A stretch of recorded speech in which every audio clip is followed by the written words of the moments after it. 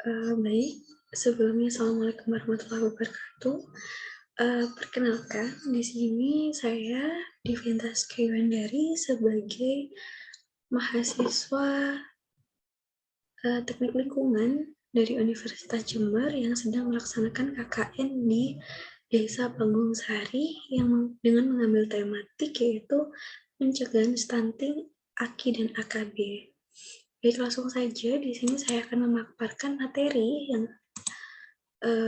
berkaitan dengan stunting.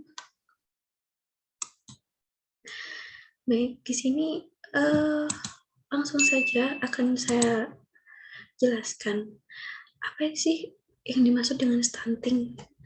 Jadi di sini stunting adalah sebuah kondisi di mana tinggi badan seseorang ternyata lebih pendek dibanding tinggi badan orang lain pada umumnya. Lalu apa sih yang menyebabkan stunting? Yaitu kurangnya asupan gizi yang diterima oleh janin atau bayi. Dengan penyebab stunting ada beberapa macam. Yang pertama, gizi buruk kronis, kemudian faktor keturunan atau genetik, kemudian sanitasi buruk dan lingkungan kotor, selanjutnya ada infeksi, penyakit, dan pola asuh anak yang buruk. Nah, di sini mungkin mas-mas kalian, bapak-bapak sekalian di sini bertanya-tanya, kenapa kok kita malah yang diundang gitu kan? Karena untuk mencegah stunting itu tidak hanya bagi kaum perempuan saja atau kaum ibu-ibu yang sudah menikah yang harus tahu apa sih stunting atau apa penyebab stunting dan bagaimana cara mencegahnya. Karena perlu bantuan dari mas-mas dan bapak-bapak sekalian seperti itu. Kemudian selanjutnya, seperti yang kita ketahui, stunting ini disebabkan karena kurang gizi. Lalu apa bedanya stunting dengan gizi buruk? Nah, di sini stunting itu tubuh lebih pendek dengan tampak lebih muda dibanding teman seusianya. Itu untuk ciri-cirinya. Sedangkan untuk gizi buruk, ada kemungkinan perut anak menjadi buncit ya. Seperti yang kita tahu di Indonesia juga rawan sekali ada terjadinya stunting dan juga gizi buruk. Kemudian apa dampaknya? Jadi yang pertama, kita jadi mudah sakit, kemudian fungsi-fungsi tubuh tidak seimbang, mengakibatkan kerugian ekonomi, postur tubuh tak maksimal saat dewasa, kemudian saat tua berisiko terkena penyakit dan kemampuan kognitif yang berkurang. Kemudian tidak hanya dampak secara umum, tapi ada juga dampak jangka pendek dan dampak jangka panjang. Di mana untuk jangka pendek ini terjadi biasanya di usia balita, yaitu yang ditandai dengan terganggunya perkembangan otak dan kecerdasan, kemudian pertumbuhan fisik yang terhambat, dan gangguan metabolisme. Sedangkan untuk dampak jangka panjang itu sendiri mengakibatkan ini pencapaian akademis tidak optimal, di mana ketika pencapaian akademis tidak optimal akan menyebabkan produktivitas rendah, dan apabila produktivitas sudah rendah, sudah pasti rendahnya pendapatan. Kenapa? Karena saat kita tidak mampu untuk berproduktivitas, maka hasil yang kita dapat itu juga sedikit, sehingga menurunkan kualitas sumber daya manusia. Seperti itu. Kemudian tidak hanya jangka panjang dan jangka pendek, tetapi juga dampak stunting itu terjadi pada remaja. Ini terjadi pada remaja perempuan. Kemudian untuk dampak pada kualitas kesehatan, pendidikan, dan ekonomi, ini mengalami kesulitan belajar, kesempatan kerja yang terbatas, tinggi badan tidak sesuai usia. Jadi biasanya di sini ya seperti gambar di sini, kebanyakan tinggi badan tidak sesuai usia ini terlihat saat anak-anak sudah menginjak remaja, seperti itu.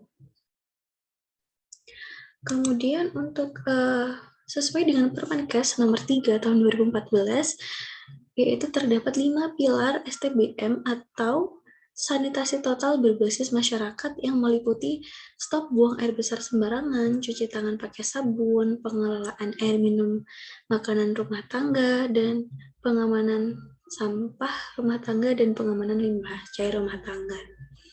Jadi di sini kenapa sih kita tuh harus memperhatikan lingkungan sekitar? Kenapa? Karena dengan kita juga menjaga lingkungan sekitar kita secara tidak langsung dapat mencegah stunting. Apa sih kaitannya gitu?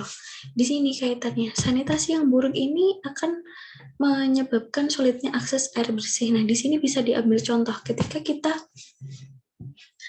uh, tidak mengolah limbah dengan baik, yaitu terutama pada pengelolaan sampah dan pengelolaan limbah. Apabila kita membuang sampah sembarangan, misal di sungai, itu akan menyebabkan tercemarnya badan air yang ada di sungai, sehingga kita jadi sulit mengakses untuk air bersih.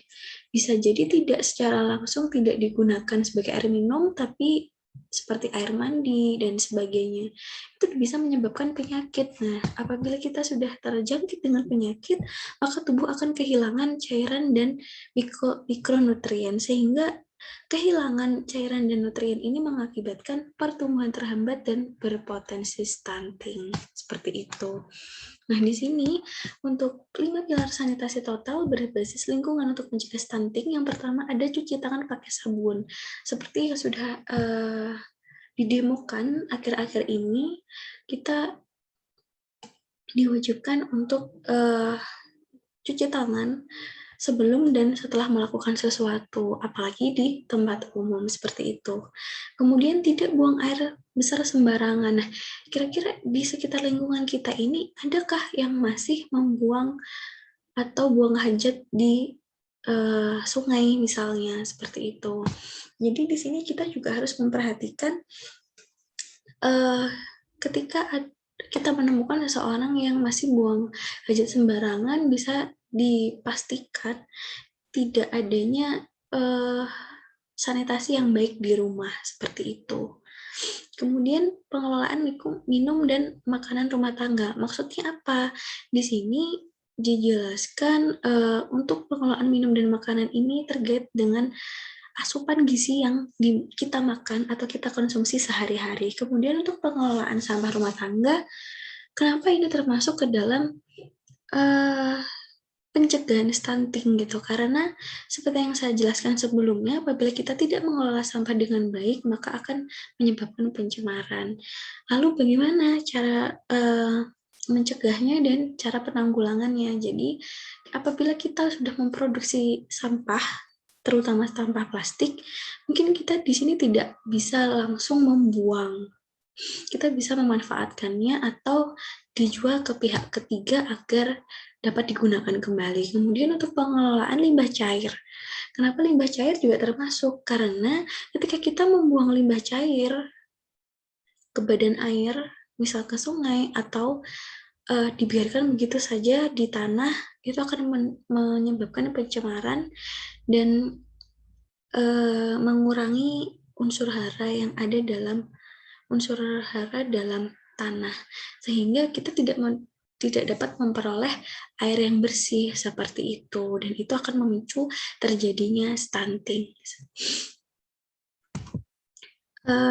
Baik, sampai sini apakah ada yang ingin ditanyakan? Kurang lebih seperti itu untuk penyuluhan kali ini. Kira-kira ada yang ingin ditanyakan atau tidak? Jika tidak ada, saya mohon undur diri, jadi langsung saya akhiri saja di sini. Terima kasih atas kehadirannya. Mohon maaf apabila terdapat kata-kata yang kurang berkenan dan penjelasan saya kurang detail, bisa langsung ditanyakan seperti itu.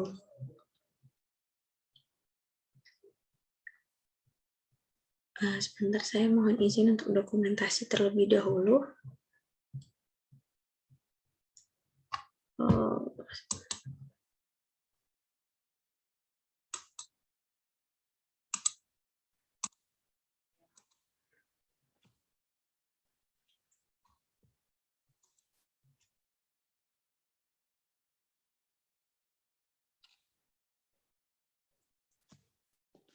Baik. Terima kasih sebelumnya. Saya akhiri. Wassalamualaikum warahmatullahi wabarakatuh.